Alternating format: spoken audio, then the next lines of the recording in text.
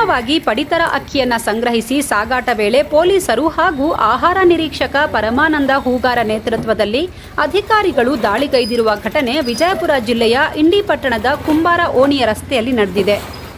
ವಾಹನವನ್ನು ಸ್ಥಳದಲ್ಲಿಯೇ ಬಿಟ್ಟು ಆರೋಪಿ ಪರಾರಿಯಾಗಿದ್ದಾನೆ. 75,110 ರೂಪಾಯಿ ಮೌಲ್ಯದ 2,590 ಕೆಜಿ ಅಕ್ಕಿ ಹಾಗೂ 3 ಲಕ್ಷದ ಗೂಡ್ಸ್ ವಾಹನವನ್ನು ಪೊಲೀಸರು ವಶಕ್ಕೆ ಪಡೆದುಕೊಂಡಿದ್ದಾರೆ. ಅಲ್ಲದೆ ಆರೋಪಿಯ ಬಂಧನಕ್ಕೆ ಪೊಲೀಸರು ಬಲೆ ಬೀಸಿದ್ದಾರೆ. ಈ ಕುರಿತು ಇಂಡಿ ಶಹರ ಪೊಲೀಸ್ ಠಾಣೆಯಲ್ಲಿ ಪ್ರಕರಣ ದಾಖಲಾಗಿದೆ.